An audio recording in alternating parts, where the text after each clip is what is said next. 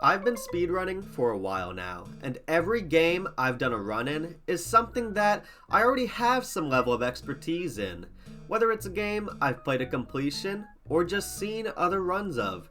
But today, in order to challenge myself and bring my skills to the next level, I am going to speedrun a completely random game, one that I, and you probably too, have never heard of. On the speedrun.com website, there's a unique feature at the top right of the screen that allows you to access any game in the database at complete random. Today, I'm going to be discovering a new game to hone my craft in by using this tool. After clicking the button, I'm sent to the page of the game Kurka.io, a game that, like I said, I'd never heard of, and also has no completed speedrun on their leaderboard. In contrast to the leaderboard, there are many speedruns on just the levels alone, all in the category of parkour. This whole page is to Kurka.io's parkour tab. So I'm going to watch some of these speedruns just to get an idea of what I'm getting myself into. So this guy is just like insane. Like, I haven't even played the game yet, but I know I'm not going to be able to do all of that. Whatever time I end up with, it's going to be a lot slower than what this guy could possibly do. Like, what is that? There's just no way. Whatever I do is going to be a big disappointment to the Kurka.io community. So that was sliding. We're going to also look at the no sliding category, which is hopefully easier. And we're going to look at Purple's run here on how fast he can speed through this level. And how hopefully I can make up a fraction of that time. I will say, I don't know if it's just the level, but this no sliding looks a lot more doable to me. I could see myself doing all 25 levels like this. That was Purple's run in sub 39 seconds, so now it's my turn to see if I could do something similar. So coming to the Kurka.io website here, it almost looks like a Fortnite screen, nothing what I thought it would be, so let's just load up. And sure enough, it's very much the same way. I didn't expect this to be an FPS, but I kind of suck at it. So, alright, let's see if I can get one there, get another there. Never been too good with a sniper. Okay, so I don't know what the hell this game is, because I just loaded up into another map, and it's just bouncing around, and I can't seem to get a single kill, which that doesn't surprise me. I'll try to get one. See that guy? Nope. 360. Whoa! 180? Nope. Try again, try again, try again. There we go. Alright, let's see what I can do up here. 2 misses, not bad. Headshot there. Another here. It's pretty good if I'm not jumping high in the air. But now it's time to focus on the really important stuff, because that gun game is not what matters. What matters is the parkour. The speedrun is for parkour. So I load up into a parkour lobby, and it's not terrible. I don't know if I'm just really good, they're really bad, or it's really easy. But another thing is there are checkpoints, something that I didn't anticipate for, but I'm glad to have them. So I'm just able to blitz through this course here, and one to this next one, and I fall. And that's fine, because I have a checkpoint, I just don't know how to use it. So I'm kind of stuck down here, and I just have to restart. I feel like I didn't get enough time in that lobby to really show my skills, so I'm going to try another one here. Alright, this ain't so bad. Use my dashes, and still fall. But it's a learning process, that's what it is. So I'll make my way, and yeah, there's gonna be a lot of falling here. Well, this ain't so bad. But after going through each and every parkour map, all 25, and getting a general idea, looking at these top level speedruns, trying my best to recreate them and the skills that they use, the techniques that they take advantage of, I'm ready to give it a shot. I'm ready to go and give all 25 levels in conjunction a try and give it my best effort. I've got to say, not every level is something that I'm looking forward to. Lava has been really hard in practice, as well as Tower and Sky High. There are a few of these that I think are going to take me a lot more time than these high performers on the leaderboard.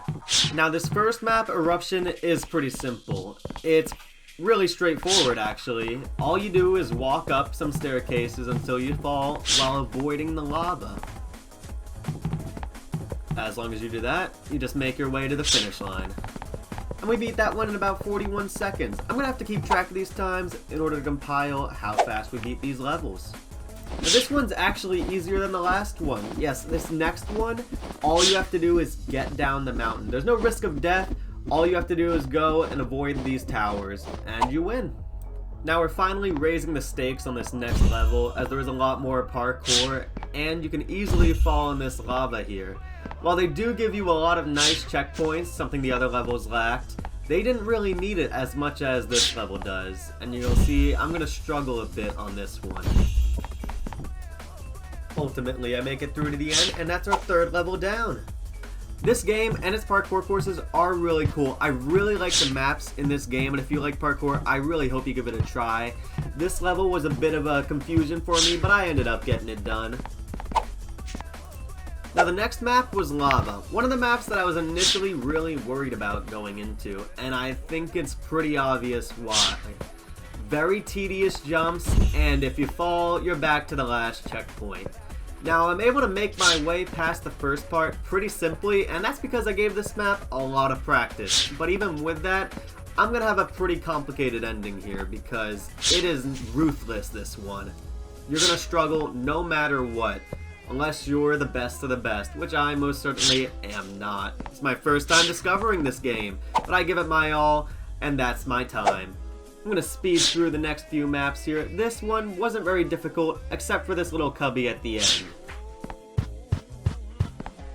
Moving on in this next map, I was actually able to skip a lot of the parkour using some pretty unique skips that I saw from some other runners.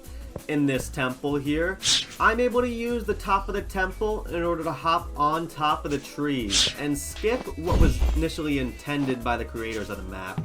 Then in this snow area, I can hop on this little barrel here and sneak into this cubby. Hop on the ladder, and I'm into the next zone.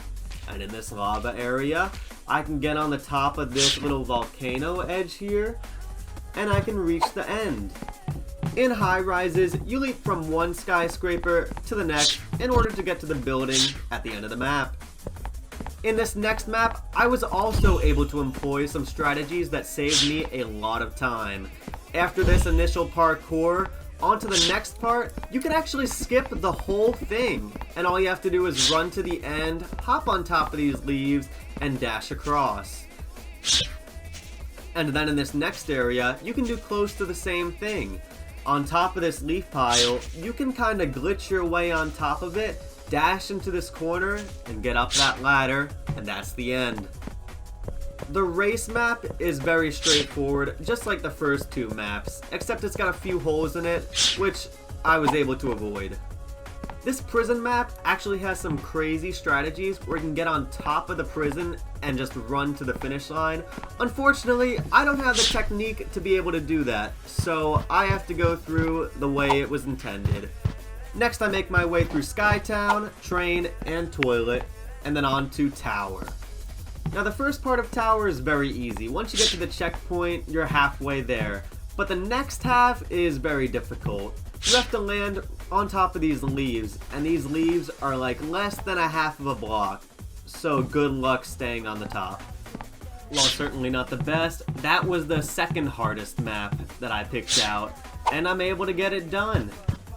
In Island, you jump in a circle from island on island until you reach your destination. Ancient is a very simple and quite slow level until you get to the end here where you can hop over these rails and jump across the wall to the other side. Underwater is a bit difficult because one of these checkpoints is soft lock, so resetting there will result in you having to reset entirely. But with that, of course, like all the other levels, I make it to the end. Warehouse is another level where it feels like you just walk through from the start to the finish. The next map is Sky High, the last map that I was really worried about.